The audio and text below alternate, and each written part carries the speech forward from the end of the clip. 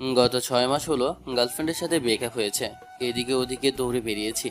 ব্রেকআপটা অবশ্য ওর জেদের কারণেই হয়েছিল। দুজনেরই ভুল ছিল, তবে ওটা একটু বেশি।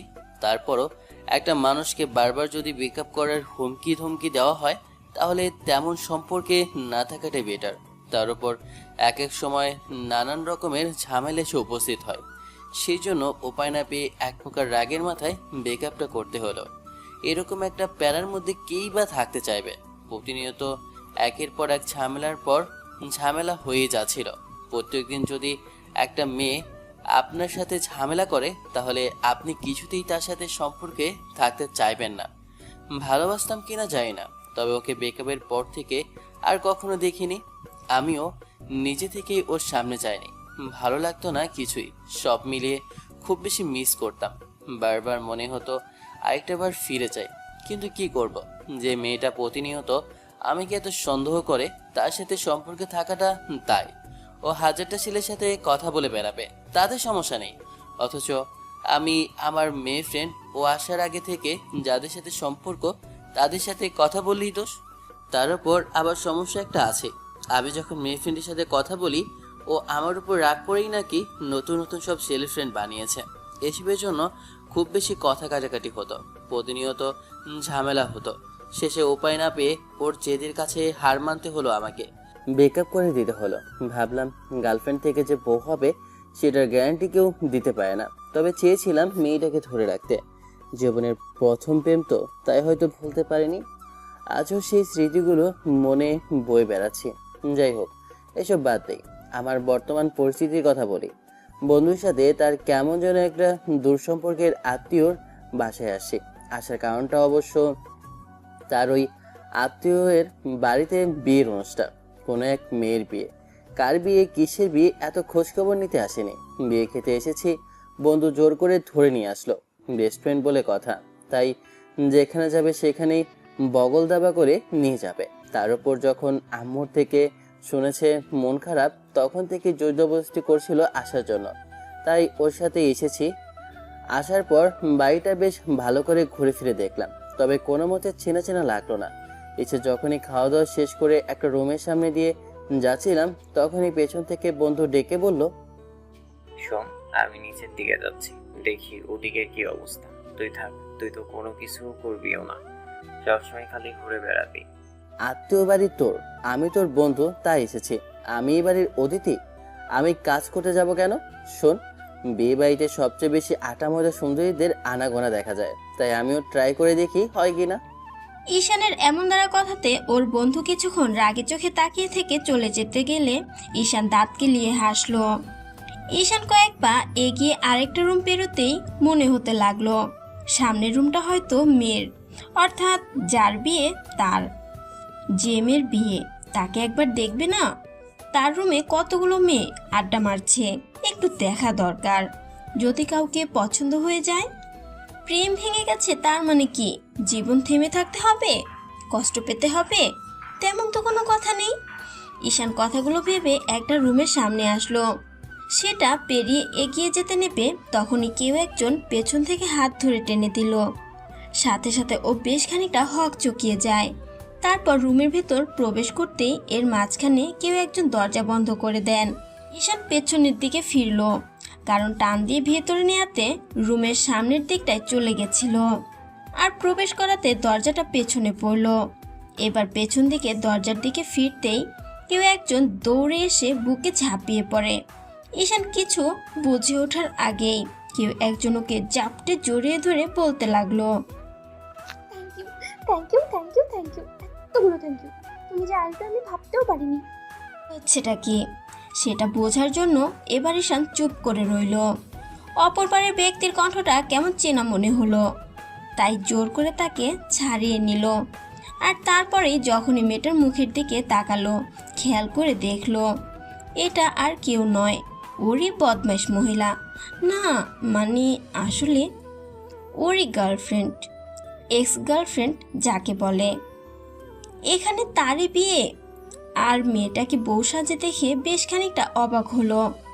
ঈশান কিছুক্ষণ ধরে তাকিয়ে আছে, মেয়েটা আবার ওকে জড়িয়ে ধরতে নেবে, তখনই ঈশান হাতের ইশারায় ওকে থামিয়ে দিয়ে বলতে লাগলো, এক মিনিট, তুমি এখানে কেন?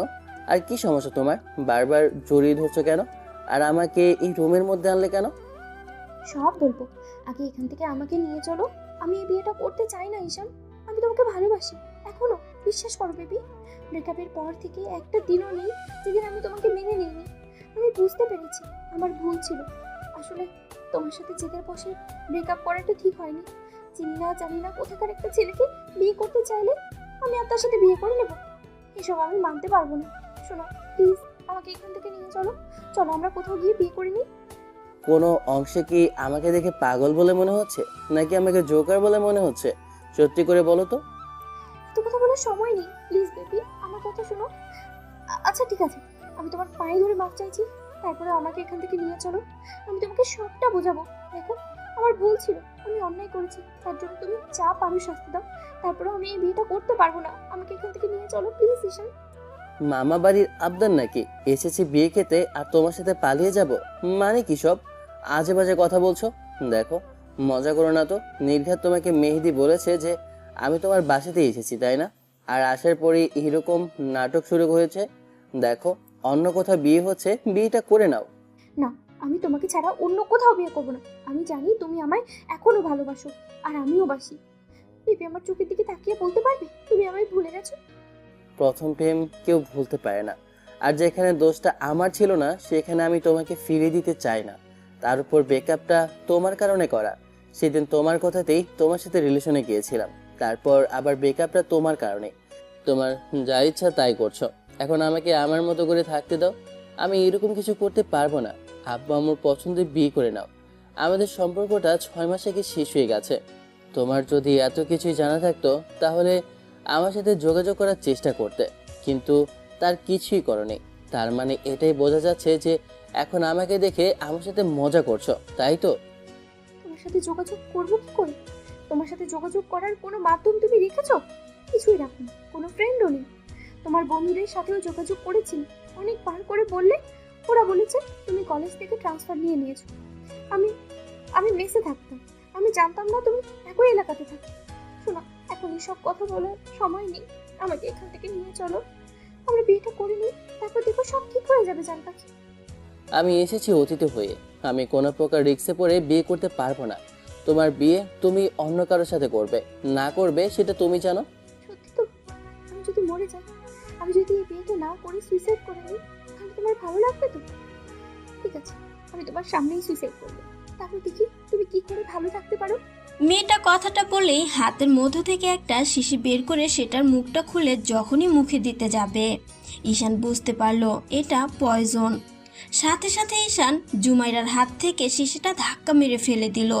জুমাইরা কাতো কাতো কণ্ঠে কিছু বলবে, তার আগে ঈশান ওকে জাপটে বুকের সাথে জড়িয়ে ধরলো আর মাথায় কতগুলো চুমু খেলো তার ঠিক নেই।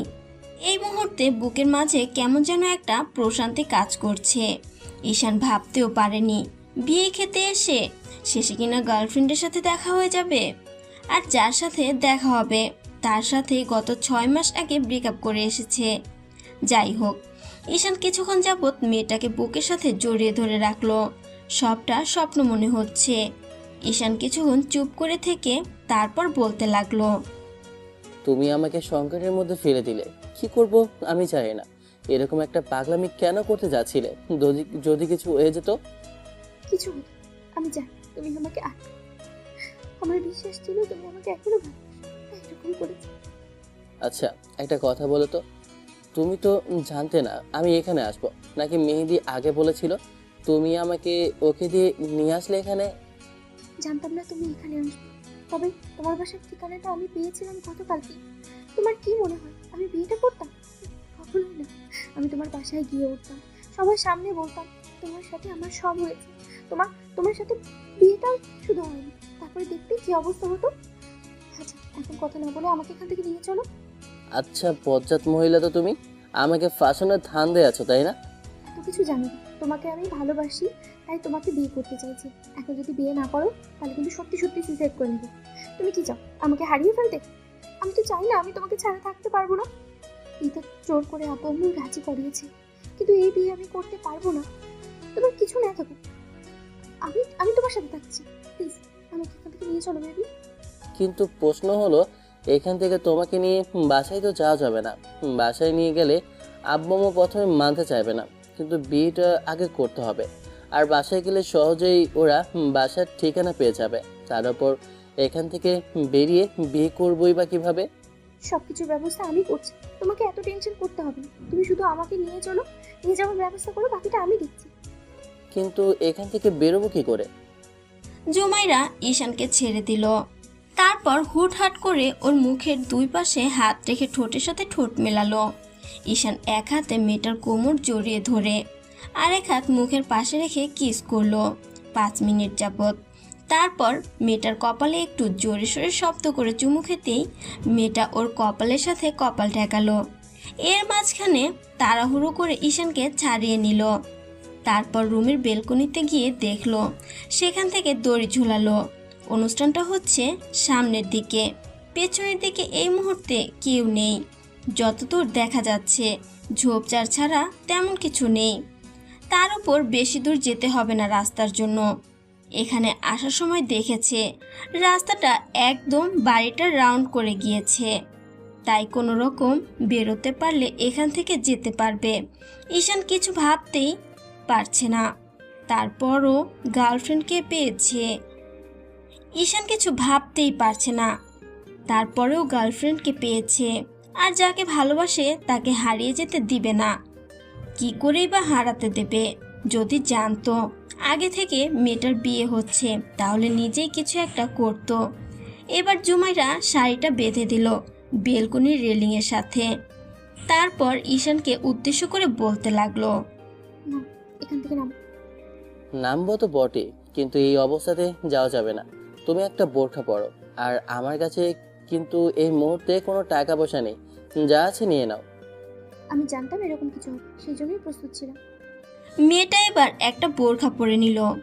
ঈশান নামলো, কিন্তু জুমাইরার নামতে গিয়ে বেশ খানিকটা বেগ পেতে হলো। মেয়েটা ব্যাগটা ফেলে দিয়ে তারপর ঈশানকে বলল দূরে গিয়ে দাঁড়াতে। ও আশেপাশে দেখতে লাগলো। জুমাইরা কোনো রকমে নেমে ঈশানের কাছে আসতেই ও মেয়েটার একটা হাত ধরে ঝোপঝাড় পেরিয়ে কয়েকবার দৌড়াতে রাস্তায় উঠে গেল। তারপর স্বাভাবিকভাবে হেঁটে একটু দূরে এসে একটা রিক্সা করে সোজা বাস স্ট্যান্ড থেকে জুমাইরা ওদের মেন শহরে আসলো। সেখানে ওর কিছু চেনা পরিচিত লোকজন ছিল। কে জানে এই মেয়েটা এত তাড়াতাড়ি এত কিছু ম্যানেজ করলো কি করে। তবে ঈশান যখন আসলো দেখলো বেশ কয়েকজন দাঁড়ানো। তারপর ওরা কাজী অফিস থেকে বিয়েটা করে নিল আর সবাইকে ধন্যবাদ জানালো। আসার সময় জুমাইরা বলতে লাগলো, খবরদার আমার পরিবারের কাউকে কিচ্ছু বলিস না। আমরা খুব শীঘ্রই ফিরে আসবো। আর যেদিন ফিরে আসবো সেদিন দেখবি আমাদের হাতে একটা বেবি। আর বেবিকে দেখলে আমার মনে হয় না বাবা মা ভাইয়া রাগ করে থাকতে পারবে। তাই তোরা কিছু বলিস না প্লিজ। তোরা পারলে এখান থেকে চলে যা, আমি তোদেরকে সময় মতো টাকা পাঠিয়ে দেবো। এখন আমার হাতে তেমন টাকাও নেই।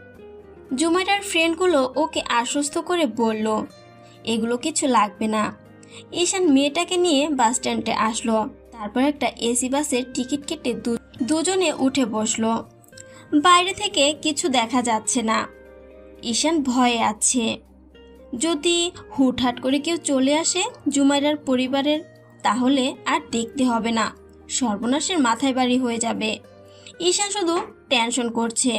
জুমাইরা এবার ঈশানের বুকের মধ্যে মাথা রেখে ওকে শক্ত করে জড়িয়ে ধরলো।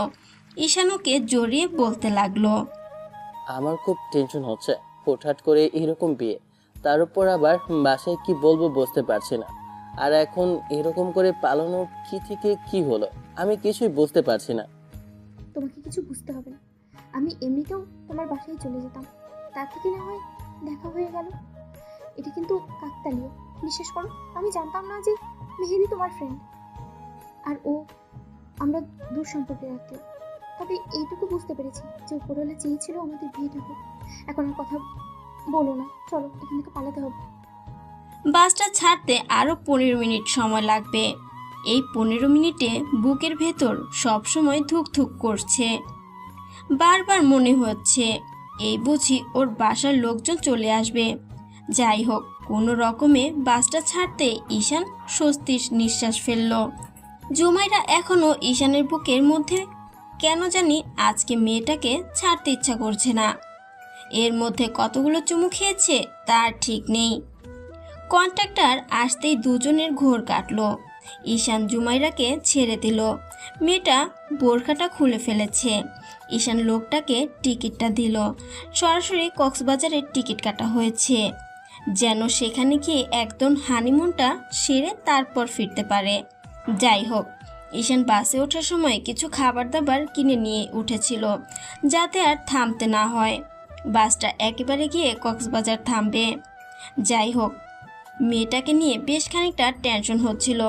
বুকের মাঝেই সারা রাত ঘুমিয়েছে। ঈশান ওকে জড়িয়ে ধরে। ঈশানের বাসা থেকে জানে ও বিয়ে বাড়িতে গেছে, তাই হয়তো কল করেনি। কি একটা অবস্থা! এর মাঝখানে এসে গার্লফ্রেন্ডকে নিয়ে পালিয়েছে। এসব যদি বাসায় জানাজানি হয় তাহলে হয়তো অনেক ঝামেলা হবে। মেহেদি যদি একবার বুঝতে পারে তাহলে হয়তো ওর বাসায় বলে দিবে। এর মাঝখানে মেহেদির নম্বর থেকে রাতে কল আসলো।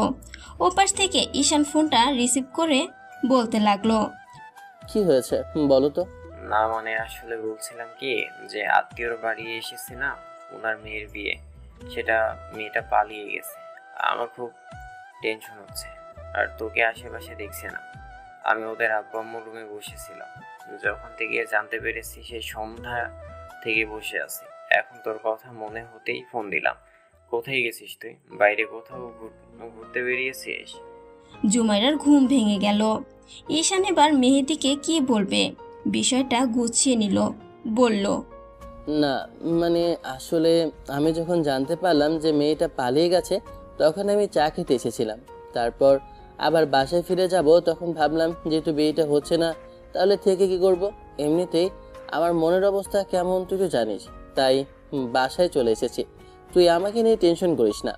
ঈশান কিছুক্ষণ যাবৎ মেহেদিকে উল্টোপাল্টা বুঝিয়ে কলটা কেটে দিল। এবার জুমাইরা ঈশানের ফোনটা নিয়েই অফ করে দিল। বলতে লাগলো, তোমার কি মাথা খারাপ? তোমার কি মাথা খারাপ? ওর সাথে কথা বলতেছো কেন? আর কাউকে ফোন দিবে না, কারোর কল রিসিভও করবে না। বাসায় কথা বলার দরকার নেই, যদি বলে অন্য নাম্বার থেকে কল করবে। ওর সাথে যদি না কথা বলি তাহলে ও ভাববে আমি তোমাকে নিয়ে পালিয়েছি, তারপর খুব তাড়াতাড়ি আমার পাশের খবরটা জানাবে। সেই জন্য আর কি বললাম। এখন চুপচাপ ঘুমাতো, আমাকে জড়িয়ে ধরে রাখো। ভালো লাগছিল আবার এমন করে থাকতে। তুমি ঘুম থেকে উঠলে কেন সোনা? জুমাইরা মুচকি হাসলো। ঈশান ওর নিকাবটা খুললো। তারপর মন ভরে কিছুক্ষণ মেয়েটার ওই মায়াবী মুখটা দেখলো। জুমাইরা ঈশানের সিনিয়র হওয়ার সত্ত্বেও দেখে মনে হয় না দুজনের বয়সের ডিফারেন্স আছে। বয়সে 6 মাসের বড় হলেও জুমাইরা ঈশানের সাথে একই ইয়ারে পড়তো। সেই সুবাদেই দুজনের দেখা সাক্ষাৎ, তারপরেই প্রেম ভালোবাসা। যাই হোক, ভোরের দিকে ওরা কক্সবাজার পৌঁছলো। ঈশান মেয়েটাকে ডেকে উঠালো। তারপর দুজনে এসে হোটেলে একটা রুম বুক করলো। রুমে এসে জুমাইরা ব্যাগটা রাখতে ঈশান বিছানায় ধপ করে শুয়ে পড়লো। জুমাইরা কিছুক্ষণ তাকিয়ে থেকে বোরকাটা খুলে ফেললো, গহনাগুলো খুলে টেবিলের উপর রাখলো। তারপর নিজেও গিয়ে ঈশানের পাশে শুয়ে পড়লো। ওর বুকের মধ্যে মাথা রাখতেই ঈশান মেয়েটার মাথায় হাত বুলিয়ে দিতে লাগলো।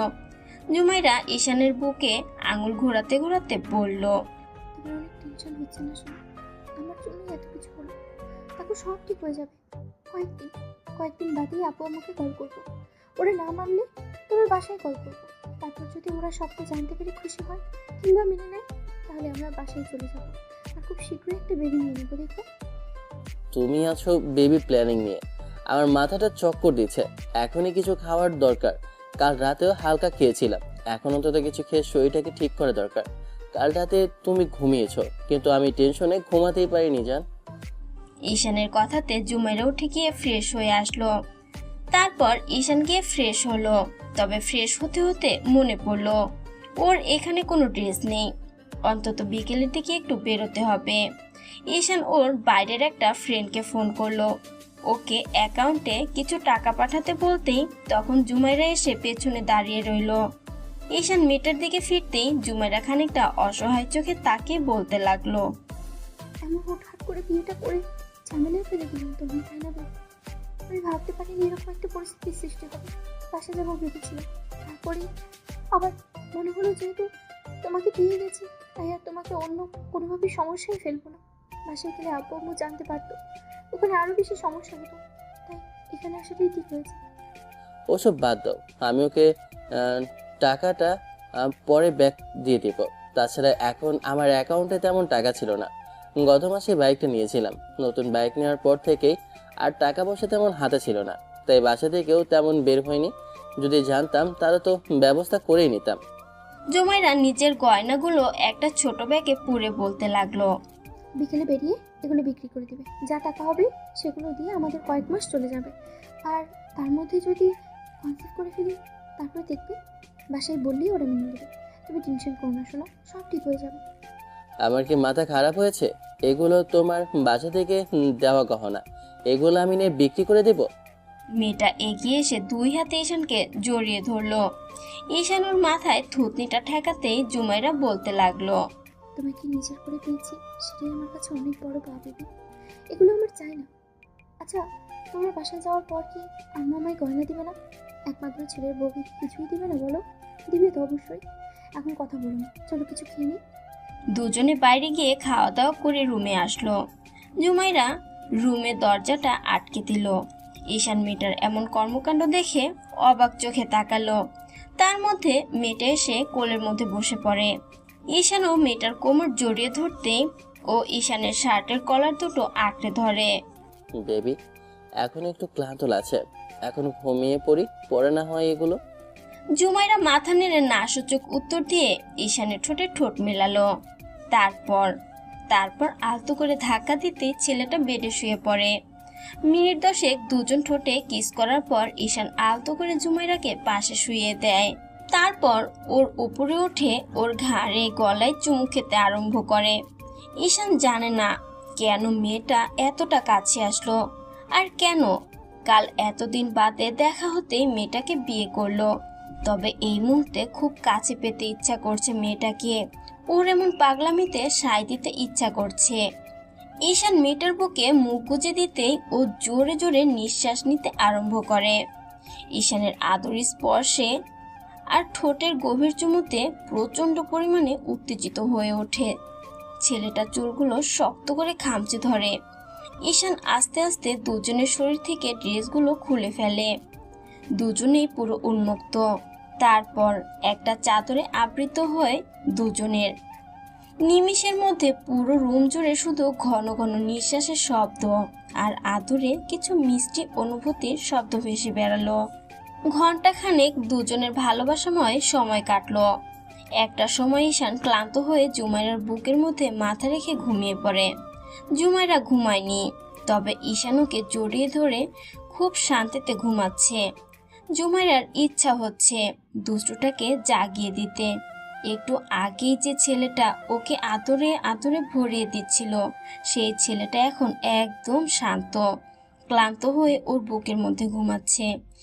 ঈশানের সারা মুখে অসংখ্য লিপস্টিকের ছাপ, যেগুলো একটু আগে ও নিজেই দিয়েছে ভেবেই লজ্জা লাগছিল। দুজনের ঘুম ভাঙলো গিয়ে একদম বিকেলের দিকে। তারপর উঠে দুজনেই গোসল করে নেয়। জুমাইরাকে এই অবস্থাতে দেখেই ঈশান মুচকি মুচকি হাসছিল, কিন্তু মেয়েটা লজ্জা পেয়ে একদম দৌড়ে পালালো। বিকেলে কোনো রকম খাওয়া দাওয়া করে সন্ধ্যার মুখে একটা শপিং মলে গিয়ে শপিং করে আসে দুজনেই। জুমাইরা বারবার করে গয়নাগুলো বিক্রি করতে বলেছিল। শেষে মেয়েটার জেদের কারণে পরদিন গহনাগুলো বিক্রি করতে হলো। তবে সম্পূর্ণ টাকা সাথে রাখেনি ঈশান, ব্যাংকে কিছু টাকা ট্রান্সফার করে দেয়। জুমাইরার সাথে পুরো শহরটা আর কক্সবাজারটা ঈশান ঘুরে দেখেছে 7টা দিন। আর এই 7 দিনে দুজনের মাঝে অসংখ্যবার ভালোবাসাময় মুহূর্ত কেটেছে। কিন্তু 7ম দিনের মাথায় যখন ঈশান বাইরে যাচ্ছিল, জুমাইরা তখন ওকে পেছন থেকে ডাকে। ঈশান সামনে এসে দাঁড়াতেই মেয়েটা বলতে লাগে, বেবি, আমার না কেমন যেন লাগছে, চলো না আমরা এখান থেকে অন্য কোথাও চলে যাই। ঠিক আছে, যাব, কিন্তু তার জন্য তো একটু সময় লাগবে। আমি বাইরে যাচ্ছি, কিছু কেনাকাটা আছে, তারপর না হয় কালকে আমরা বেরিয়ে পড়বো। এখান থেকে কোথায় যাবে বলো? তুমি যেখানে নিয়ে যাবে আমি সেখানেই যেতে রাজি আছি, শোনা। ঈশান জুমাইরার কপালে আর ঠোঁটের চুমু খেয়ে বেরিয়ে গেল। তারপর হোটেলের বাইরে আসতেই মনে হতে লাগলো কিছু লোকজন ওর দিকে কেমন করে যেন তাকিয়ে আছে। একটু বাদে ঈশান বুঝতে পারলো কারা যেন ওকে ফলো করছে। ঈশানের সবটা কেমন সন্দেহ হতে লাগলো। ও আর এক মুহূর্ত দেরি করেনি, তাড়াহুড়ো করে হোটেলে ফিরতে গেল। কিন্তু ফিরতে গিয়েই হলো যত সমস্যা। হোটেলের সামনে আসতে কিছু লোক ওকে ঘিরে ধরলো। তারপর বুঝে ওঠার আগে লোকগুলো এলো পাতাড়ি মারতে শুরু করে। ঈশান নিজে প্রতিরক্ষা করতে পারলো না। হোটেলের সামনে পড়ে থেকে অনেক মার খেলো, কেউ হেল্প করলো না। ঈশান অনেক চেষ্টা করেও যখন নিজেকে আটকাতে পারেনি, এর মাঝেই কারো কণ্ঠস্বর কানে ভেসে আসতেই বুঝতে পারলো জুমাইরা দৌড়ে আসছে। ঈশান কোনো রকমে ওর দিকে তাকাতেই এর মাঝখানে একটা ছেলে গিয়ে জুমাইরার হাত ধরে বলতে লাগলো, আমাদের মান সম্মান ডুবে ওর সাথে তুই পালিয়ে এসেছিস। আজকে তোর হচ্ছে, আগে তোকে বাসায় নেই, তারপর তোর ব্যবস্থা করব। জ্ঞান হারানোর আগে ঈশান শুধু জুমাইরার কান্না ভেজা চোখ আর মুখটা দেখেছিল। তারপর আর কিচ্ছু মনে নেই। যখন জ্ঞান ফিরে পুরো 48 ঘন্টা পরে, ডাক্তার বলেছিল মাথায় প্রচণ্ড চোটের কারণে সেন্সলেস হয়ে পড়েছিল। জ্ঞান ফিরতে ঈশান আব্বু মুখে পাশে দেখে কিছুক্ষণ চুপ করে রইল। তারপর বোনটা দৌড়ে এসে ওকে জড়িয়ে ধরলো। ঈশান উঠতে পারছে না, কিছুক্ষণ চুপচাপ করে কান্নাকাটি করলো। তারপর আম্মু আব্বু অনেকক্ষণ বোঝালো সব ঠিক হয়ে যাবে। এর মাঝখানে আব্বু আম্মু জেনে গেছে ওরা দুজন বিয়ে করেছিল। ঈশান চুপ করে রইল। বিকেলের দিকে কথা বলতে পারলো, তখন শুধু জিজ্ঞেস করলো, আম্মু, জুমাইরা কোথায়? ওকে, ওর ভাইয়া সেদিন বাসায় নিয়ে গেছে। ওর বাসার ঠিকানা তো জানি না, তবে লোকজন যতদূর বলেছে তাতে বুঝতে পেরেছি তুমি মেয়েটাকে বিয়ে করেছিলে, তাই না? মেহেদিও আমাকে কল করেছিল। সেদিন থেকে তুমিও গায়েব হয়ে গেছো। তারপর ওরা জানতে পারার পরই সন্দেহ করেছি। তুমি একটাবার বাসায় যেতে পারলে না, তাহলে আর এত সমস্যা হতো না। আমি বুঝতে পারিনি এরকম কিছু হয়ে যাবে। বাসায় গেলে তোমাদেরও সমস্যা হতো, তার থেকে আমি যে অন্যায় করেছি সেটা শাস্তি। চুপ থাকো, এসব কথা বলতে হয় না। তাছাড়া ভালোবেসে বিয়ে করেছিলে, তোমরা দুজন দুজনকে ভালোবাসো, সেটা আগে জানলে আমরা পারিবারিকভাবেই তোমাদের বিয়েটা ঠিক করতাম। তা না করে তোমরা এমন করে পালালে, এটা কি খুব বেশি ভালো হয়েছে? দেখো এখন কি অবস্থা হলো শরীরের। অন্তত একটাবার নিজের কথা কথা তো চিন্তা করতে। বিয়ের পর তো একটাবার আমাদের জানাতে পারতে, সেটাও করলে না। তোমার আব্বু আর বোন কতটা টেনশনে ছিল জানো? তুমি ফোনটা বন্ধ করে রেখেছো, কত জায়গায় তোমাকে আমরা খুঁজেছি ভাবতে পারছো? এত এত কল করেছি, তোমরা আমাদের কথা একটাবারও মনে হয়নি। তুমি বিয়ে করে এখানে এসে পড়ে আছো, এমন কার্যক্রম কেউ করে? তোমার অন্তত একবার বাসায় জানানো উচিত ছিল। ঈশান চুপ করে রইল। আব্বু আম্মু অনেকক্ষণ বকাঝকা করতে বোন এসে ওকে জড়িয়ে ধরে রাখলো। ঈশান বোনটার মাথায় হাত বুলালো। বলতেও পারছে না, মেয়েটার সাথে এই কয়েকটা দিন অনেক বেশি ভালোবাসা আর স্মৃতি তৈরি হয়ে গেছে। ঈশান কি করে বলবে আব্বু আম্মুকে? আব্বু আশ্বস্ত করলো জুমাইরার বাসায় কথা বলবে, কিন্তু ওর বাসার যে পরিস্থিতি, সেটাতে ওদের ওইখানে গেলে হয়তো জুমাইরার আব্বু আর ভাইয়া অপমান করবে। তাই ঈশান বারণ করলো। জুমাইরা একটা বারের জন্য ঈশানের সাথে যোগাযোগ করতে পারেনি। 2 দিন বাদে ঈশানকে নিয়ে বাসায় আসা হলো। শরীরের আঘাত আর মনের কষ্ট সব মিলিয়ে একদম মানসিক অবস্থাটা পুরো ক্ষতবিক্ষত। ঈশান কি করে থাকবে মেয়েটাকে ছাড়া? একবার তো হারিয়েছিল, তারপর আবার দ্বিতীয়বার কেন ওর লাইফে আসলো মেয়েটা? আর আসলে তো আসলো, এরকম করে হারিয়ে গেল কেন আবারও? কি থেকে কি হচ্ছে এসব কিছু বুঝতে পারছে না ঈশান। অনেক কষ্টে নিজেকে বোঝানোর চেষ্টা করেও যখন লাভ হচ্ছে না, তখন বন্ধুরা আসতে আরম্ভ করলো বাসাতে। বারবার করে বোঝাতে লাগলো সব ঠিক হয়ে যাবে। ঈশান নিজেও অনেক চেষ্টা, নিজেকে বোঝাতে পারে না। রাত হলে চোখের পানি ফেলে, মেয়েটাকে দেখতেও পারছে না আর বুঝতেও পারছে না কোথায় আছে আর কি করছে।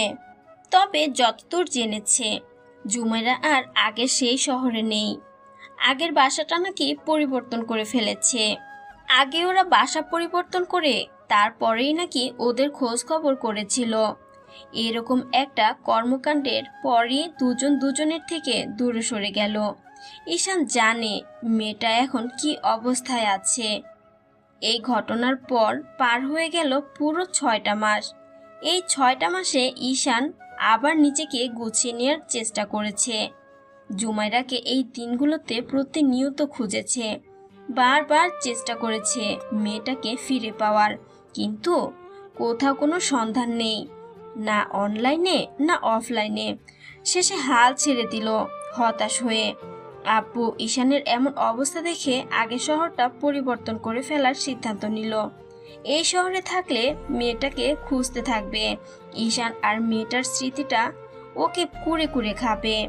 অন্য জায়গায় বিয়ে দেওয়ার চেষ্টাও করলো, কিন্তু ঈশান শেষে কান্নাকাটি করে বলল জুমাইরাকে ছেড়ে অন্য কোথাও বিয়ে করতে পারবে না, আর ওদের ডিভোর্স হয়নি।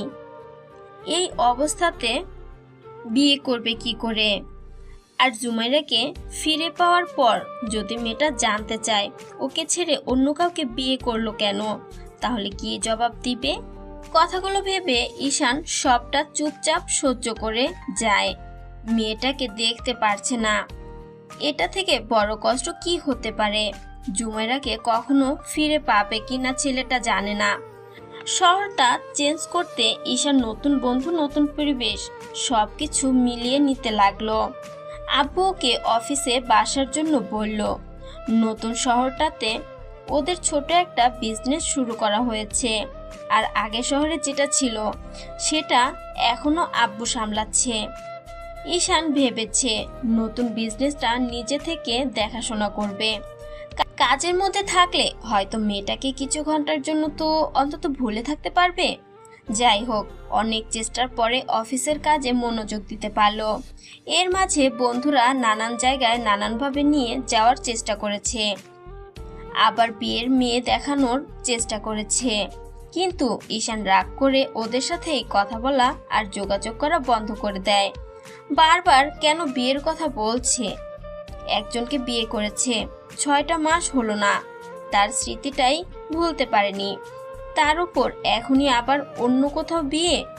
অনেক মেয়েকেই দেখিয়েছে। মেয়েগুলো ঈশানকে পছন্দ করলেও ছেলেটার কাউকে পছন্দ হয়নি। ঈশান সবার সামনে নিজের বিয়ের কথা বলে দিতেই সবাই মুখ ফিরিয়ে নিয়েছে। জানে না কি হবে, ভবিষ্যতে কখনো জুমাইরাকে ফিরে পাবে কিনা। কথাগুলো ভেবেই ঈশান দীর্ঘশ্বাস ফেলল। এর মাঝখানে আব্বুর নম্বর থেকে কল আসলো। শোনো, আমাদের নতুন যে বিজনেস শুরু হচ্ছে সেখানে একজন পার্টনারের প্রয়োজন। এখন ওখানে ইনভেস্ট করার মতো পরিস্থিতি নেই, তাই বলছিলাম কি আমি একজনের সাথে যোগাযোগ করছি, তুমি ওই অফিসের বসের সাথে গিয়ে যোগাযোগ করো। ওরা আমাদের ব্যবসায়ের পলিসি আর প্রজেক্টটা দেখে সিদ্ধান্ত নিয়েছে আমাদের সাথে পার্টনারশিপে বিজনেস করবে। ওরা ইনভেস্ট করার জন্য রাজি হয়েছে। এখন তুমি গিয়ে কথা বলো, ভালোভাবে কথা বললে ওনারা ইনভেস্ট করবে। আর দেরি করো না, ম্যানেজারকে নিয়ে বেরিয়ে পড়ো, আমি ঠিকানা পাঠিয়ে দিচ্ছি। আব্বুর কথার জবাবে ঈশান হ্যাঁ সূচক উত্তর দিয়ে বেরিয়ে পড়ল। আধ ঘন্টা সময় লাগলো আসতে। তারপরে এসে একটা অফিসের ওয়েটিং রুমে অপেক্ষা করতে লাগলো। অফিসের পিয়ন এসে অনেকবার ওদের চা কফির কথা বললে তখন হালকা নাস্তার কথা বলল। এদিকে এই অফিসের বস নাকি একটা মিটিংয়ে অ্যাটেন্ড করেছে, সেজন্য দুজনকে বসতে বলেছে। ঈশান ম্যানেজারের সাথে নানা বিষয়ে আলাপ আলোচনা করছিল। লোকটা বেশ ভালো, অনেকদিন যাবতই ওদের বড় অফিসটাতে কাজ করছিল। ওখানে নতুন ম্যানেজার যোগ দিয়েছে, এখানে ওনাকে নিয়ে আসা হয়েছে। ঈশান একটু কম বুঝে সবকিছু, তাই লোকটা থেকে থেকে ওকে সবকিছু বুঝিয়ে দিচ্ছে।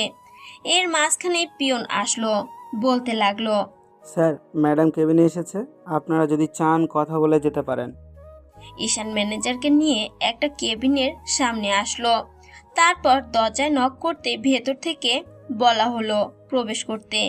ঈশান দরজা ঠেলে ভেতরে গিয়ে আবার চেয়ারের সামনে দাঁড়াতেই ওপাশ থেকে কেউ একজন বলল, বসুন, আপনাদের অনেকক্ষণ অপেক্ষা করালাম। বলুন কি খাবেন, চা নাকি কফি? বসের কণ্ঠস্বর শুনেই বোঝা গেল অফিসের বস একজন মেয়ে।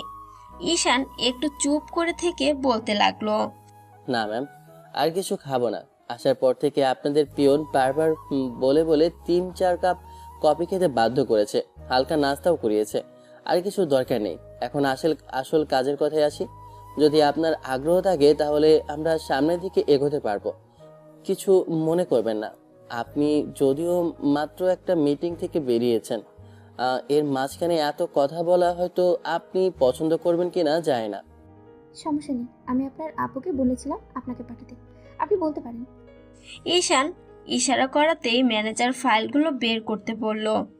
ভদ্রমহিলার পেছন দিকে ঘুরছে না দেখে ঈশান বলতে লাগলো, আপনি যদি একটু পেছন দিকে ফিরতেন তাহলে আপনাকে প্ল্যানটা আর আমাদের বিজনেসের আইডিয়াটা দেখাতে সুবিধা হতো।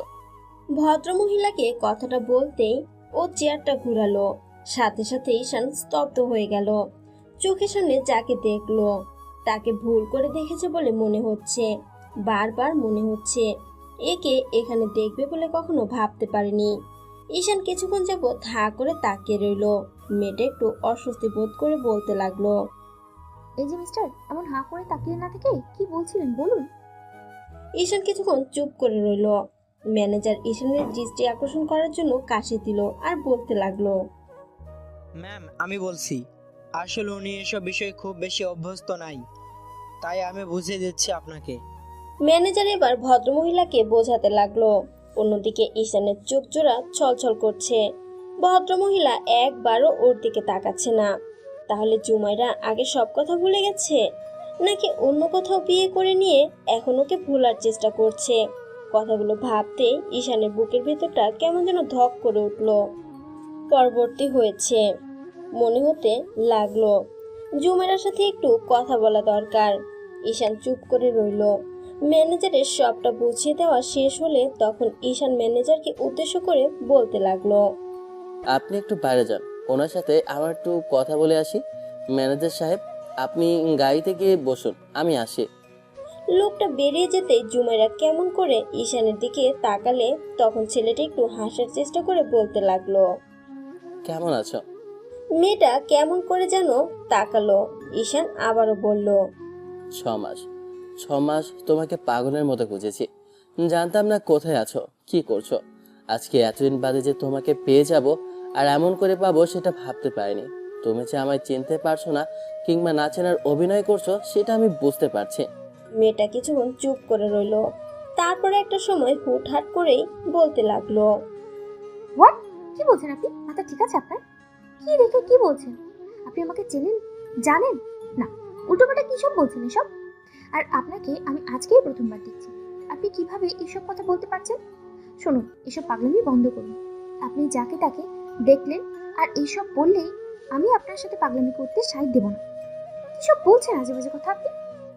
তুমি কি সত্যি আমাকে চিনতে পারছো না নাকি আমাকে চিনতে চাইছো না? সত্যি করে বলো তো। ঈশান কিছুক্ষণ তবদা খেয়ে জুমাইরার মুখের দিকে তাকিয়ে রইল। মেয়েটা কি বলছে? তার মানে কি সত্যি ওকে চিনতে পারছে না?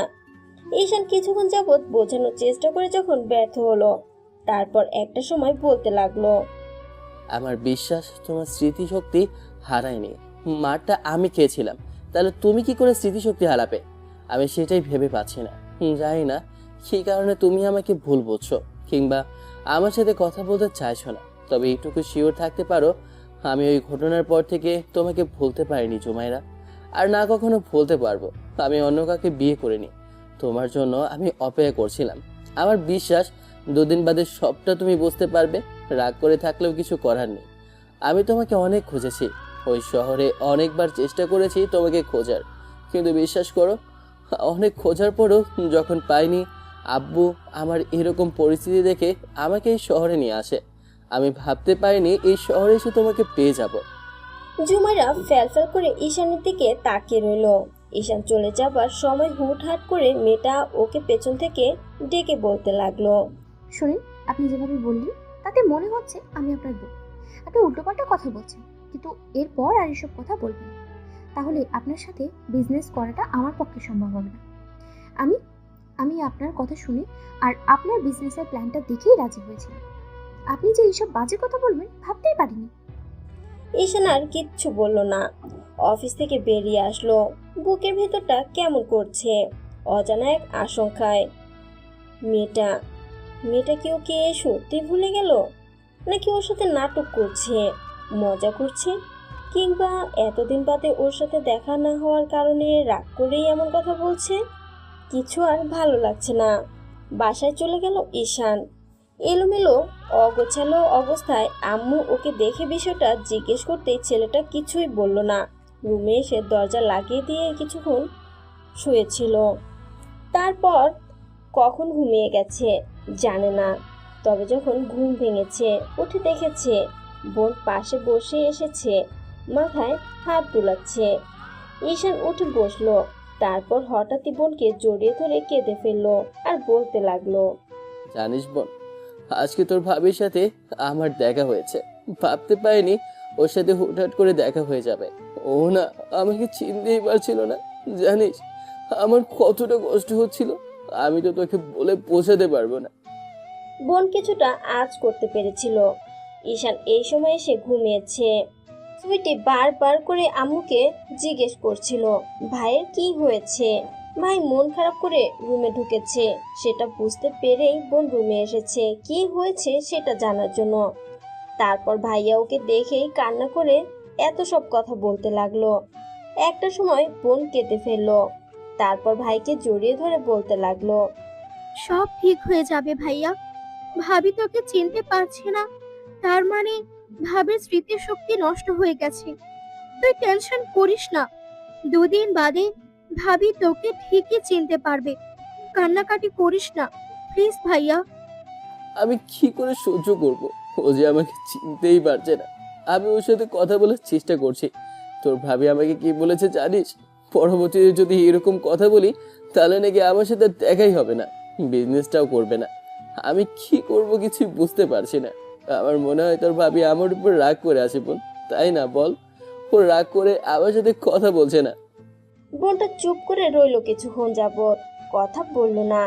একটা সময় ঈশান বোনকে ছেড়ে দিল। তারপর উঠে ওয়াশরুমে চলে যায়। ভাইয়া ফ্রেশ হয়ে আসতেই বোন ওকে টানতে টানতে নিচে নিয়ে গেল। তারপর নিজের হাতে খাবার খাওয়ালো। বোনটা ঈশানকে বড্ড বেশি ভালোবাসে। কি জানি কি হবে ভাইয়ের, আবার সেটাই ভাবছে হয়তো। ভাইটা কি আজকের পর থেকে আগের মতো স্বাভাবিক থাকতে পারবে? ঈশান পরদিন জুমাইরের অফিসে আবার গেল। মেয়েটার সাথে কথা বলার চেষ্টা করলো, কিন্তু মেয়েটা সম্পূর্ণভাবে ওকে এড়িয়ে যাচ্ছে। তবে একটা বিষয়, ঈশান জুমাইরার আপু কিংবা ভাইকে একটা বারের জন্য অফিসে দেখেনি। দেখলে হয়তো ওর সাথে ঝামেলা করত। জুমাইরা বারবার বলেছে ওর অফিসে এসে ডিস্টার্ব না করতে, তাহলে নাকি ওর সাথে আর বিজনেসটাই করবে না। তারপরেও ঈশান শুনছে না। সপ্তম দিনের মাথায় ঈশান যখন জোর করে জুমাইরার সাথে কথা বলার চেষ্টা করলো, মেয়েটা কেবিন ছেড়ে বাইরে যাচ্ছিল। সপ্তম দিনের মাথায় ঈশান যখন জোর করে জুমাইরার সাথে কথা বলার চেষ্টা করলে মেয়েটা কেবিন ছেড়ে বেরিয়ে যাচ্ছিল। ঈশান মেয়েটার হাতটা টেনে ধরতেই জুমাইরা পেছন দিকে ফিরে কষে ঈশানের গালে একটা থাপ্পড় মারলো। ঈশান মুখে হাত দিয়ে বলতে লাগলো, ভাবতে পারিনি যে তুমি এত সহজে আমাকে ভুলে যাবে। আমার ভালোবাসাটা এত তাড়াতাড়ি তোমার কাছে ফিকে হয়ে যাবে। তুমি আমাকে চিনতে পারছো না নাকি চেনার চেষ্টা করছো না সেটা জানি না, তবে খুব তাড়াতাড়ি জানতে পারবে আমার ভালোবাসাটা মিথ্যে ছিল না। তুমি যেটা করেছিলে সেটা যে অভিনয় ছিল আমি এখন বুঝে গেছি। আমি তো তোমাকে বিয়ে করতে চাইনি সেদিন, তাহলে কেন সুইসাইড করতে গিয়েছিলে? যদি তাই হতো তাহলে আমাকে কেন একলা ছেড়ে দাওনি? আমাকে সেদিন বিয়ের জন্য কেন জোর করেছিলে? আমি তো বিয়ে করতে চাইনি, তোমাকে ভুলে যেতে চেয়েছিলাম, তাহলে কেন এরকম করলে? অসভ্য ইতর, তোর সাহস কি করে হয় তুই আমার গায়ে হাত দাও? এইসব যদি আমার আব্বু কিংবা ভাইয়া জানতে পারে তাহলে তোমার কি হেল্প করবে একটাবার ভাবতে পারছো? আমি ভাবতেও পারিনি যে আপনার আব্বু এত ভালো মানুষ আর তার ছেলে কিনা আপনি এরকম একটা বদমাইশ তৈরি হয়েছেন। আমি আপনার আব্বুকে বলতে বাধ্য হব, এরপর আপনি ভুলেও আর আমার সামনে আসবেন না। আর যদি আসেন তাহলে কিন্তু আমি আপনার বিরুদ্ধে আপনার আব্বুর কাছে কমপ্লেন করতে বাধ্য হব বলে রাখলাম। ঈশান একটা সময় চলে যেতে নিয়ে আবার পেছনে ফিরে এসে তারপর জুমাইরার পায়ের কাছে বসে পড়ে হাঁটু কেড়ে বলতে আরম্ভ করে, আমি তো দ্বিতীয়বার তোমার লাইফে আসতে চাইনি, তাহলে কি এমন অন্যায় ছিল আমার যে আমাকে এমন করে ভুল বুঝলে, আমাকে এমন করে দূরে সরিয়ে দিতে চাইলে? আমি তো তোমাকে আপন করে নিয়েছিলাম, তুমি যা বলেছিলে তাই করেছিলাম, তাহলে দ্বিতীয়বার কেন আমাকে এমন করে ভেঙে চুরে দিলে? আমার থেকে দূরে চলে গিয়েছিলে, সেটাই তো ভালো ছিল। প্রথমবারে কষ্টটা আমি মানিয়ে নিতাম, কিন্তু এবারে কষ্টটা আমি কি করে সহ্য করব? আমি যে তোমাকে বড্ড ভালোবেসে ফেলেছিলাম, বিশ্বাস করো তোমাকে ছাড়া থাকা আমার পক্ষে সম্ভব না। আমি তোমাকে ছেড়ে থাকতেই পারবো না। একটা বার আমাকে বলো, আমার কি অন্যায় হয়েছে যার জন্য তুমি এরকম রাগ করে আছো? আমি কথা দিচ্ছি আমি আমার ভুল শুধরে নিব, তারপরে একটা সুযোগ দাও আমাকে। জুমেরা ঈশানের সামনে থেকে চলে গেল। তারপর রাতে যখন বাসায় ফিরল তখন আব্বু এসে ঈশানের সামনে দাঁড়ালো। তারপর হঠাৎ করে ছেলের গালে একটা থাপ্পড় বসালো। ঈশান গালে হাত দিয়ে আব্বুর দিকে তাকিয়ে রইল। বুঝতে পারলো জুমেরা সবটা বলে দিয়েছে। আব্বু অনেকক্ষণ বকাঝকা করলো, শেষে আবার গায়ে হাত তুলতে গেলে আম্মু আব্বুকে আটকে দিল। আর ঈশান বলতে লাগলো, জানি না কোন অন্যায়ের কারণে মারলে, তবে আমার মনে হচ্ছে দুপুরে যে ঘটনা ঘটেছে সেটার জন্য তুমি নিশ্চয়ই আমার গায়ে হাত তুললে। এটুকু জেনে রাখো আব্বু, আমি কোনো ভুল করছি না। আমি যে মেয়েটাকে ভালোবাসি সেটা ওই মেয়েটা, ওকেই বিয়ে করেছিলাম। আমি মেয়েটাকে খুব ভালো করে চিনি, যাকে বিয়ে করেছি, যার সাথে 4টা দিন থেকেছি, তাকে আমি চিনবো না? এতগুলো দিন ধরে যাকে ভালোবাসি তাকে না চিনলে কাকে চিনবো? আমাকে একটু বোঝার চেষ্টা করো। তোমরা ওর আব্বু আম্মুর সাথে একটু কথা বলে দেখো, না হলে ওরা আবার ঝামেলা করবে। ঝুমারা হয়তো আমাকে হারানোর ভয়ে কিংবা আমার উপর রাগ করে এরকম করছে। তোমরা একটু কথা বলো না ওর পরিবারের সাথে। আব্বু আম্মু আব্বুকে জোর করে নিয়ে গেল। ঈশান রাতে আর খাবার খেলো না, রুমের দরজা বন্ধ করে শুয়েছিল। কিন্তু বোন এসে কান্নাকাটি করলে ঈশান এসে ওকে জড়িয়ে ধরে কিছুক্ষণ বুঝিয়ে পাঠিয়ে দিল। খাবার খেতে ইচ্ছে করছে না বলে ঈশান 2 দিন অফিসে গেল না। 2 দিন পর যখন অফিসে গেল, এসে দেখলো জুমাইরা নিজে থেকেই ওর অফিসে এসেছে একটা গুরুত্বপূর্ণ বিষয় নিয়ে আলোচনা করার জন্য। আলোচনার জন্য মিটিং রুমে যাওয়া হলো। ঈশান সারাক্ষণ মেয়েটার দিকে তাকিয়েছিল, তবে কিছু বলেনি। তবে যাবার সময় জুমাইরা নিজে থেকে ওর কেবিনে আসলো আর বলতে লাগলো, আপনি যে আপনার ভুল বুঝতে পেরেছেন আর ভুলটা শুধরে নিয়েছেন সেটার জন্য ধন্যবাদ। আশা করি ভবিষ্যতে এমন কিছু করবেন না। যদি করেন তাহলে এর থেকে খারাপ কিছু আপনার সাথে হবে। তাই এমন কোনো কাজ করবেন না যার জন্য আমাকে কঠোর হতে হয়। এমন করেই যাচ্ছিল দিন। ঈশান তারপর খোঁজ খবর নিতে আরম্ভ করলো যে জুমাইরার আবার বিয়ে হয়েছে কিনা কিংবা কোনো সম্পর্কে আছে কিনা, কিন্তু কোনো কিছুই জানতে পারছিল না। শেষে অনেক ভাবার পর মেহেদির কথাটা মনে হতেই ঈশান ওর পুরনো শহরে ফিরে গেল। তারপর ছেলেটার সাথে দেখা করতেই মেহেদি অবাক হলো। ঈশান ওর শার্টের কলার ধরে বলতে লাগলো, সত্যি করে বল, ঝুমাইরার কি হয়েছে? ও আমাকে চিনতে পারছে না কেন? আমার সাথে ও কথা বলছে না কেন? আমাকে দেখলেই রেগে যায় কেন? কি হয়েছে বল? তোর বউয়ের কি হয়েছে সেটা আমি জানবো কি করে? দুজনের তো বিয়ে করেছি। তোর বউয়ের কি হয়েছে সেটা আমি জানবো কি করে? দুজনেই তো বিয়ে করেছিলে একা একা, ভালোবেসে পালিয়ে গিয়েছিলি না? তাহলে আমি কি করে জানবো তোদের কি হয়েছে না হয়েছে? এখন আমাকে এসব বলতে এসেছিস কেন? আমি আর এসব নিতে পারছি না। ওর ইগনোর আর ওর এরকম অভিনয় আমার পক্ষে নেওয়া কষ্টকর হচ্ছে। আমি মরে যাবো দোস্ত, জুমাইরাকে না আমি মরেই যাব। বিশ্বাস কর, ওকে ছাড়া আমার পক্ষে থাকা সম্ভব না রে। দয়া করে আমাকে বল না কি হয়েছে ওর, যার জন্য এরকম করছে। আমি কথা দিচ্ছি আমি কখন আর কোনো ভুল করব না। যদি কোনো ভুল করে থাকি তার জন্য শাস্তি দে, তারপরে এরকম কিছু করিস না। আমাকে মার, বকা দে, যা ইচ্ছা তাই কর। তারপরে বল জুমাইরার কি হয়েছে, আমাকে কেন চিনতে পারছে না? আমি এগুলো মানতে পারছি না। মেহেদি বন্ধুর মনের অবস্থা বুঝতে পারলো, তাই ঈশানকে নিয়ে একটা লেকের পাড়ে বসলো। মেহেদি সিগারেট ধরাতে ঈশান সেটা নিজের হাতে নিলে মেহেদি সেটা কেড়ে নিল আর বলতে লাগলো, জানি না ওরা কিভাবে সেদিন জানতে পারলো তুই ঝুমাইরাকে নিয়ে পালিয়েছিস। আমি তো নিজেও আইডিয়া করতে পারিনি। আমি ভেবেছিলাম তুই শুধু শুধু বাসায় চলে এসেছিস। আর বাসায় আসার পর তোর সাথে কোনো যোগাযোগ হয়নি আমার। তোর ফোনটা বন্ধ পাচ্ছিলাম, কিন্তু যখন জুমাইরা আব্বু আর ভাই জানতে পারলো আমার সাথে যে ছেলেটা এসেছিল তাকেও পাওয়া যাচ্ছে না, এসব জানার পর জুমাইরার আব্বু আর ভাইয়া কেমন যেন সন্দেহ করলো। তারপর আমাকে কিছু না জানি ওরা কয়েকটা দিন বাদে ওই শহর ছেড়ে দেয়। তারপর তোদের বিয়ের 7 দিন পরে আমি জানতে পারি জুমাইরা বাসায় ফিরে এসেছে। কিভাবে ফিরেছে, কি জন্য ফিরেছে জানি না, তবে ওর বাসার কাজের লোকের মাধ্যমে জানতে পারলাম ওরা তোকে নাকি মারধর করেছে। এখন আমি জানি না মেয়েটা কি জন্য এরকম করছে, তবে আমার মনে হয় ওর আব্বু বা ভাইয়া ওকে ব্ল্যাকমেল করেছে, সেজন্য ভয় থেকে তোকে কখনো বলতে পারছে না যে এখনো তোকে চিনতে পেরেছে। হয়তো ভয়ের কারণে তোকে দূরে সরে রাখতে চাইছে। যদি ওর আব্বু আর ভাইয়া জানতে পারে এরকম কিছু হয়েছে তাহলে আবার তোকে মারার চেষ্টা করবে, তাই তোকে চিনতে পারছে না। আমি যতদূর জানি ওর কোনো অ্যাক্সিডেন্ট কিংবা আঘাত পায়নি, যার জন্য মেয়েটা স্মৃতিশক্তির লোপ পাবে। তবে আমি তোকে বলে রাখছি, এমন কোনো কাজ করিস না যার জন্য আবার ভবিষ্যতে ঝামেলা হয়।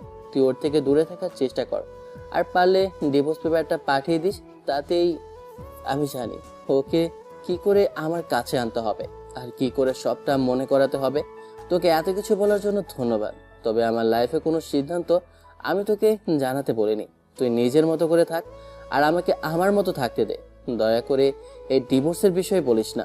আমি ওকে ছাড়া আর অন্য কাউকে নিয়ে ভাবতে চাইছি না। তুই বুঝতে পারছিস না ওর আব্বু আর ভাইয়া কখনো তোকে মেনে নিবে না, আর তোদের বিয়েটাও মানবে না। ওকে ওই ছেলের সাথে আবার বিয়ে দেওয়ার চেষ্টা করবে, আর ওই ছেলে বলেছে এই অবস্থায় ওকে মেনে নিতেও রাজি আছে, কিন্তু ওদের সম্মানের যে হানি হয়েছে তার জন্য অনেক টাকা পয়সা দাবি করেছে। ঈশান এবার উঠে দাঁড়ালো, তারপর জোরে সোরে একটা চিৎকার দিয়ে বলতে লাগলো, সমস্যাটা কোথায় আমার?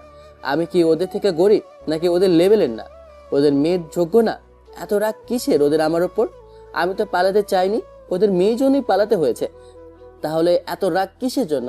আমাকে তো একবার মেরেছে, নাকি নাকি এবার একবারে মেরে ফেলবে, তাহলেই ওদের শান্তি হবে। ঈশান অনেকক্ষণ জুমাইরার আব্বু আর ভাইকে বকাঝকা করতে লাগলো একাই। মেহেদি ঈশানের বোনকে ফোন করে সবটা জানালো। বাসায় আসতেই বোন হাজারটা প্রশ্ন করলো। অনেক চেষ্টার পরেও ঈশান কথা বলল না, উল্টো রুমে এসে দরজা বন্ধ করে দিয়ে কিছু একটা ভাবতে লাগলো। এমন করে আরো কয়েকটা মাস কেটেছে। এই কয়েক মাসে অনেকবার ট্রাই করেছে ঈশান জুমাইরাকে স্বপ্ন মনে করানোর, কিন্তু মেয়েটা তারপরেও কিছু মনে করতে চাইছে না, উল্টো বারবার ওকে ইগনোর করছে। এর মাঝে ওদের নতুন অফিসের কার্যক্রম থেকে শুরু করে ফ্যাক্টরির কাজ সবকিছু আরম্ভ হয়েছে। এখন জুমাইরা চাইলেও ঈশানদের সাথে বিজনেসটা শেষ করতে পারবে না, কারণ ওদের মাঝে এগ্রিমেন্টটা ঠিক তেমন করে হয়েছিল যে জুমাইরা যদি চায় তারপরেও দুজনের মাঝে যে চুক্তি হয়েছে সেটা ভঙ্গ করতে পারবে না। আর ঈশান সেটা অনেক প্ল্যান করে কৌশলের মাধ্যমে মেয়েটাকে দিয়ে সাইন করিয়েছে। তারপর বিষয়টা দেখে জুমাইরার অনেক সন্দেহ হয়। তখন ঈশান বলেছিল, বারবার করে বলছিলে না যে আমার সাথে বিজনেস করবে না, আমার সাথে যেন দেখা না হয় সে ব্যবস্থা করবে। এখন তুমি চাইলেও আর এটার মধ্যে থেকে বের হতে পারবে না। বিজনেস তো তোমার আমার সাথেই করতে হবে, আর যদি তা না করো তাহলে সম্পূর্ণ টাকাটা তোমাকে দিয়ে এখান থেকে যেতে হবে। এখন তুমি ভেবে দেখো বিজনেসটা কন্টিনিউ করবে নাকি তোমাদের ব্যবসাটাও হারাবে। ঈশানের সেদিনের বলা কথাতে জুমাইরা চুপ করেছিল। আজকে ছুটির দিন, বান্ধবীর সাথে ঘুরতে বেরিয়েছে জুমাইরা। ঈশান বাইক নিয়ে ওর পিছু করছে। মেয়েটা বান্ধবীর সাথে একটা পার্কে আসলো, তারপর একটা নির্জন জায়গায় বসে কথা বলতে লাগলো। তখন ঈশান বাইকটা দূরে দাঁড় করিয়ে সেখানেই বসে রইল। আশেপাশ থেকে অনেকগুলো ছেলে যাচ্ছে আর বাজে বাজে কমেন্ট করছে, কারণ জুমাইরা একটু টাইট ফিটিং ড্রেস পরেছে আজকে, যার জন্য ছেলেগুলো ওকে বাজে বাজে কথা বলছিল। একটা ছেলে তো এসে ওদের পাশে দাঁড়ালো। জুমাইরা সেখান থেকে ওর বান্ধবীকে নিয়ে উঠে যেতে গেলেই এর মাঝখানে ছেলেটা পথ আটকে দাঁড়ায়। ঈশান উঠে আসে এর মাঝখানে। ছেলেটা বলতে আরম্ভ করে, এই প্রথমবার তোমার মতো আগুন সুন্দরীকে দেখছি। চলো না সুন্দরী, একটু প্রেম করি। তোমাকে এই এলাকায় আগে কখনো দেখিনি। তোমাকে দেখেই আমার প্রেম করতে ইচ্ছে করছে। যদি রাজি থাকো তাহলে বলো আছি। আরেকটা ছেলে পাশ থেকে খিলখিল করে হেসে উঠল। জুমাইরা এবার থাপ্পড় মারার জন্য হাত উঠাতেই সামনে থাকা ছেলেটা ওর হাত ধরে ফেললো। এর মাঝখানে ঈশান এসে ছেলেটার হাতটা ধরে ফেললো। তারপর পেছন থেকে সামনের দিকে এগিয়ে এসে ছেলেটার ঘাড়ে আরেক হাত শক্ত করে চেপে ধরে বলতে লাগলো, মেয়েদের সাথে খুব হিরোগিরি দেখানো হচ্ছে না?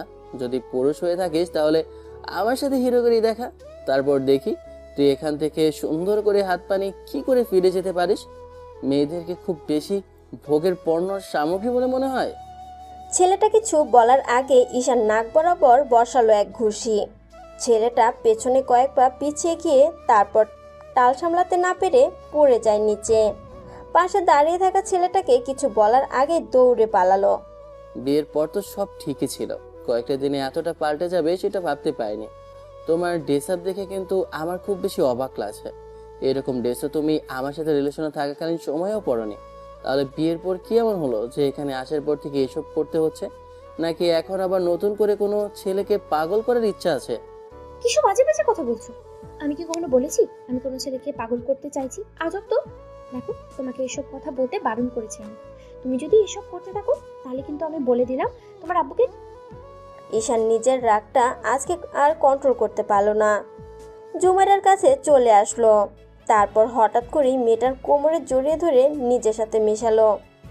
তারপর আবার ওর বান্ধবীর দিকে তাকিয়ে ঝড়ের গতিতে মেয়েটার ঠোঁটে কিস করে বসলো। সাথে সাথে জুমেরা চোখ বড় বড় করে ওর দিকে তাকালো। কয়েক সেকেন্ড বাদে ঈশান ওকে ছেড়ে দিয়ে বলল, এসব ভয় দেখিয়ে কিংবা ব্ল্যাকমেল করে কোনো কাজ হবে না। আমি খুব ভালো করে জানি তোমাকে কি করে বসে আনতে হয়। আর দেখো, সেদিন আমি জানতাম না ওইটা তোমার ভাই ছিল। যদি জানতাম আমাকে এতগুলো লোক নিয়ে মারধর করার জন্য গেছে, তাহলে আমিও বুঝিয়ে দিতাম আমিও কি করতে পারি। আমারও ক্ষমতা আছে এই ক্ষমতার অপব্যবহারের জন্য প্রতিশোধ নেওয়ার, কিন্তু আমি সেটা করছি না। তাই বলছি, ভালোই ভালোই সবটা সুন্দরভাবে মেনে নাও বউ। তুমি আমাকে যে চিনতে পারছো আর নাটক করছো সেটা বন্ধ করো, না হলে কিন্তু সেটা তোমার জন্য খারাপ হবে, বলে রাখলাম। জুমাইরা ড্যাব ড্যাব করে তাকিয়ে রইল। ঈশান একটা ধমক দিতেই মেয়েটা জড়সড় হয়ে গেল।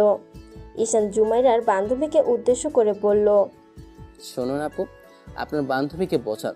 যদি ভালোই ভালোই না বোঝে তাহলে ওকে উঠিয়ে নিয়ে যাব, সেই ক্ষমতা কিন্তু আমার আছে। তাই সহজ ভাষায় বলছি, যদি না বুঝতে চায় তার জন্য অন্য ব্যবস্থা আছে। জুমাইরা আবারও কিছু বলার চেষ্টা করতেই তার আগেই ঈশান মারলো এক ধমক। মেয়েটা চুপসে গেল। তারপর ওর বান্ধবীর সাথে সেখান থেকে চলে যায়। ঈশান মেয়েটার পেছন পেছন বাসা অবধি এসেছে, আবার যদি কোনো ছেলে ডিস্টার্ব করে তাই। ভালো লাগছে না কিছু, মেয়েটাকে বোঝাতেই পারছে না। এরকম একটা পরিস্থিতি শেষে ওর একটা বন্ধুর সাহায্য নিল। কি করে মেয়েটাকে বোঝাবে আর কি করেই বা ওকে ইমপ্রেস করবে? নতুন করে বউকে আবার ইমপ্রেস করতে হবে কেন? ঈশান সেটা নিয়ে ভাবছিল। তবে খুব বেশি অসুবিধা হয়নি প্ল্যানটা খুঁজে বের করতে। সেদিন ঈশান জুমাইরার অফিসে গেল। মেয়েটা প্রথমে দেখা করতে চায়নি। পরবর্তীতে ঈশান বারবার কল করলে তখন এক প্রকার বিরক্ত নিয়ে ওর সাথে দেখা করে। তবে দেখা করার পর যখন ঈশান আগেকার সে বিষয়টা নিয়ে কথা বলতে চাইলো, তখন জুমাইরা বলতে লাগলো, আমি জানতাম আপনি এইসব আজে বাজে কথাই বলবেন, এই জন্য আপনার সাথে কথা বলতে চাইনি। আপনি আবারও সেই একই কথা বলতে আসছেন। আপনাকে আমি কি করে বোঝাবো যে এরকম করলে আমাকে কিন্তু আপনার সাথে। কি করবে তুমি? আমার থেকে দূরে যাবে? আমার থেকে দূরে গেলে সেদিন তো তুমি সুইসাইড করতে গিয়েছিলে। এবার আমি তোমার চোখের সামনে শেষ হয়ে যাব, সেটা কি বিশ্বাস করতে কষ্ট হচ্ছে তোমার? নাকি আমাকে দেখাতে হবে বউ? আচ্ছা, কিসব আজে বাজে কথা বলছেন? আপনি কি মেয়ে মানুষ যে সুইসাইড করতে যাবেন? আজকালকার দিনে যেখানে মেয়েরাই একটা ছেলের জন্য সুইসাইড করে না, সেখানে আপনি। দুদিন আগে তুমি করতে গিয়েছিলে, এখন আবার বলছো ছেলেটা সুইসাইড করতে যায় না। সত্যিকারের ভালোবাসলে মানুষ অনেক কিছুই করতে যায়। তাই ভালোভাবে বলছি, আমাকে রাগিয়ে দিও না বেবি। আমি খুব সহজ ভাষায় বলছি, আমাকে সাধারণভাবে বোঝার চেষ্টা করো। আমি তাতেই তোমার কাছে সহজ হব, কিন্তু আমাকে যদি রাগিয়ে দাও এর ফল কিন্তু খুব বেশি একটা ভালো হবে না বউ। ঈশান জুমাইরার কাছে আসতে গেলে মেয়েটা তখন উঠে চলে যেতে নিলে ঈশান ওর হাত ধরলো। জুমাইরা থাপ্পড় মারতে গেলে ঈশান ওর হাত ধরে পেছনের দিকে মুচড়ে ধরে তারপর মেয়েটার গালে চুমু খেলো। একে একে ঠোঁটে, গলায়, ঘাড়ে চুমু দিতেই মেয়েটা কেমন যেন স্তব্ধ হয়ে গেল। জুমাইরা যে উত্তেজিত হয়ে যাচ্ছে, নিঃশ্বাসটা ভারী হয়ে আসছে, ঈশান সেটা বুঝতে পারছে, তাই বারবার করে ওকে চুমু খাচ্ছে। মেয়েটা যতবারই বারণ করছিল, ঈশান ততবারই ওকে আরও আদর স্পর্শ দিচ্ছিল। শেষে জোর করে ছাড়ে নিল।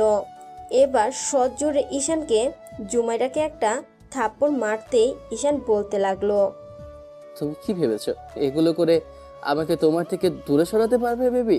কখনোই না। ভালোভাবে বলছি, আমাকে এর থেকে খারাপ হতে বাধ্য করো না জান। এটা অফিস, আর অফিসের সবার সামনে আজে বাজে কিছু করতে বাধ্য করো না বেবি। সেটা তোমার জন্য খুব বেশি ভালো হবে না বউ। কি করবে? জোর করে মোলেস্ট করবে, নাকি বাজে কিছু করে দিয়ে এখান থেকে চলে যাবে আর তারপরে আমার সম্মানটা নষ্ট হবে? আজব তো, আমি তোমার হাজবেন্ড, তোমার সাথে কিছু করে তাতে সমস্যা কিসের জন্য হবে? কিসব বাজে বাজে কথা বলো তুমি। যদি তাই হয় তাহলে এখান থেকে চলে যাও। আমি তোমাকে সহ্য করতে পারি না, তুমি বুঝতে পারো না? বুঝে গেছি, তোমাকে বোঝানো এত সহজ হবে না, তাই তো? ঠিক আছে, আজকে তোমাকে আমি বোঝাবো আমি তোমার জন্য কি করতে পারি। এতগুলো দিন ধরে আমি তোমাকে বারবার করে বলছি ঠিক কতটুকু ভালোবাসি, আর তুমি প্রতিনিয়ত আমাকে কিনা ইগনোর করে যাচ্ছ। সত্যি কথা বলতে কি বলো তো, ভালোবাসলে এত বেশি কষ্ট পেতে হয়, তার জন্য এত বেশি ঝামেলা পোহাতে হয় জানতাম না। তাহলে কখনো তোমাকে ভালোই বাসতাম না। তবে আজকে তুমি চোখের সামনে থেকে দেখবে আমার মৃত্যুটা, যেটা তুমি সহ্য করতে পারবে কিনা জানি না। তবে তুমি দেখার পরে আমার বিশ্বাস যে তুমি অন্তত আর যাই হোক নিজের ভুলটা বুঝতে পারবে বউ। ঈশান জুমাইরাকে টানতে টানতে কেবিন থেকে বাইরে নিয়ে গেল। তারপর অফিসের বাইরে এসে ঈশান জুমাইরাকে রাস্তার সাইডে দাঁড় করালো। মেয়েটা আবার চলে যেতে নিলে ঈশান ওর হাতটা ধরে নিজের দিকে ফেরালো। জুমাইরা আবারও পেছন ফিরে ঈশানকে থাপ্পড় বসালো। আমাকে থাপ্পড় মেরে থামিয়ে দিতে পারবে না, আজকে আর আমাকে দূরে সরিয়ে দিতে পারবে না। তুমি খুব ভালো করেই বুঝতে পারছো যে আমি ঠিক কতটুকু রেগে আছি। তোমার সাথে যে মিসবিহেভ করছি না সেটাই অনেক। আমি যেমন তোমাকে ভালোবাসতে পারি, তেমনি তোমাকে নিজের করেও নিতে পারি। আর যদি না পাই, সেই জিনিসটা আমি নিজে থেকে দূরে সরিয়ে দিতে পারি। এটা তুমি খুব ভালো করে জানো। আর একবার যদি আমি তোমার থেকে দূরে সরে যাই না, তাহলে তোমাকে তার জন্য সারা জীবন কান্না করতে হবে। আজকে আমার মৃত্যুটা তোমার চোখের সামনেই হবে জান। আশেপাশ থেকে গাড়িগুলো জোরে সোরে চলে যাচ্ছে। ঈশান জুমাইরাকে বারবার বলছে সত্যিটা স্বীকার করার জন্য, কিন্তু মেয়েটা কিছুই স্বীকার করছে না, উল্টো সেখান থেকে চলে যাওয়ার চেষ্টা করছে। ঈশান আবার ওকে হাত ধরে দাঁড় করালো, বলতে লাগলো, শেষবারের মতো বলছি, ভালোবাসো সেটা স্বীকার করবে কিনা বলো। যদি না করো তাহলে আজকেই তোমার সাথে আমার শেষ দেখা। এরপর যদি দেখা হয় তাহলে আমাকে আর কখনো জীবিত অবস্থায় দেখতে পাবে না। তাই ভালোই ভালোই বলছি, সবটা স্বীকার করো। তুমি যে আমাকে চিনতে পারছো এটা বলে দাও। যদি না বলো তাহলে আজকে এক্ষুনি তোমার চোখের সামনে আমার অ্যাক্সিডেন্ট হবে বলে দিচ্ছি। ঈশানের কথাতে জুমাইরা চুপচাপ দাঁড়িয়ে রইল। মেয়েটার চোখে পানি টলমল করছে। ঈশান জুমাইরার চোখের ভাষাটা বুঝতে পারলেও আজকে আর চুপ করে থাকবে না, সবটা শেষ করেই ছাড়বে। তাই বলতে লাগলো, বুঝে গেছি আমার কি করতে হবে সেটা আমি খুব ভালো করেই বুঝে গেছি। সোজা কথায় কাজ হবে না তো, ঠিক আছে, তার জন্য যা করতে হয় আমি সেটাই করছি।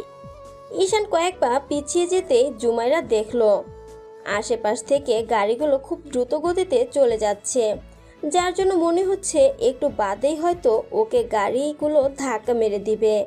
আর যদি তাই হয় তাহলে হয়তো ঈশানের সাথে আজকে শেষ দেখা হবে। সত্যিটা তো এটাই যে এতদিন যদি ঈশান অন্য কোনো মেয়ের পেছনে ঘুরতো, তাতেও হয়তো সেই মেয়ে ঈশানকে ভালোবাসতে বাধ্য হতো। ছেলেটা এত পাগলামি করছে ওর জন্য, তারপরেও জুমাইরা ওকে কেন দূরে সরিয়ে দিচ্ছে সেটা শুধু মেয়েটাই জানে।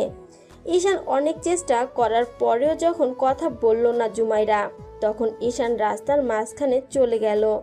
জুমাইরা বারবার ঈশানকে যেতে বারণ করতেই ঈশান হাসতে হাসতে বলতে লাগলো, আজকে আর বারণ করে কোনো লাভ নেই জুমাইরা। এটা তোমার কারণেই হয়েছে। তুমি প্রতিনিয়ত আমাকে ইগনোর করেছো। অনেক বোঝানোর সত্ত্বেও তুমি চেষ্টা করনি একটাবার আমাকে বোঝার। আজকে এই শেষ দেখা আমাদের, এরপর আর কখনো দেখা হবে না। যদি দেখা হয় তাহলে মৃত্যুর পর।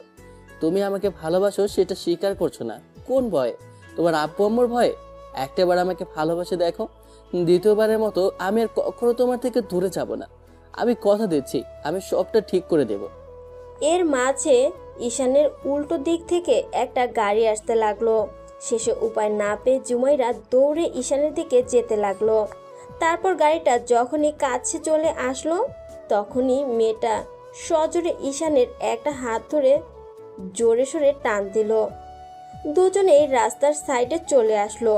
ঈশান নিজের হাতটা ছাড়িয়ে নিতে গেলে জুমাইরা সজোরে কষে আবারও একটা থাপ্পড় বসিয়ে দেয়। ঈশান বাচ্চাদের মতো গালে হাত দিয়ে চুপ করে রইল। এবার জুমাইরা নিজেই ফুপিয়ে কেঁদে উঠল আর বলতে লাগলো, মাথা খারাপ হয়ে গেছে তোমার? কি পাগলামি করছো? আমি তোমাকে বাঁচানোর জন্য চেষ্টা করছি আর তুমি নিজে থেকে জীবন দিতে চাইছো ঈশান?